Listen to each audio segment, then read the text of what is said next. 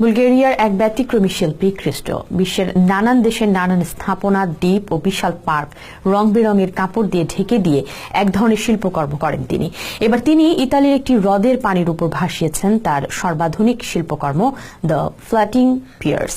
বিস্তারিত জানাচ্ছেন Abu Noman.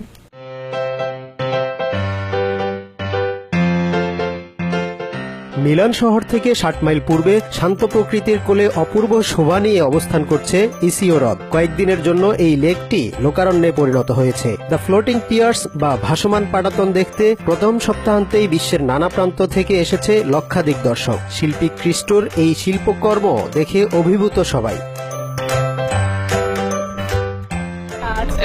Exceeds expectations. Yeah, it was a long journey out here, but it's definitely worth it. This feels surreal, like it's unreal. Yeah, like, the way it moves as the water it moves. It feels like you're floating, and well, you are floating, I guess. ক্রিস্টোর canvas ইসিও হ্রদ আর ছবি এঁকেছেন কমলা রঙের কাপড় দিয়ে। তবে ছবিটি কিন্তু 16 দিন পরেই মুছে ফেলা হবে। বুলগেরিয়ার নাগরিক ক্রিস্টো গত 40 বছর ধরে এই পাটাতন বানানোর স্বপ্ন দেখেছেন। অবশেষে 2,20,000 প্লাস্টিকের কিউব দিয়ে পাটাতনটি তৈরি করেছেন। 1 লাখ বর্গমিটার কাপড় দিয়ে ঢেকে দেওয়া হয় পাটাতনটি। বিশেষভাবে তৈরি কাপড়টি আবহাওয়া ও সময়ের সাথে সাথে রং বদলায়।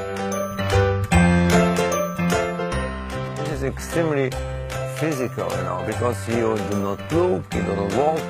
এটি একটি ফিজিক্যাল শিল্পকর্ম, কেননা আপনি শুধু দেখছেন না, আপনি শিল্পকর্মটির উপর দাঁড়িয়ে আছেন। সব কিছু দেখার জন্য আপনাকে হেঁটে যেতে হচ্ছে, আপনার পাশে পানিও বয়ে চলেছে।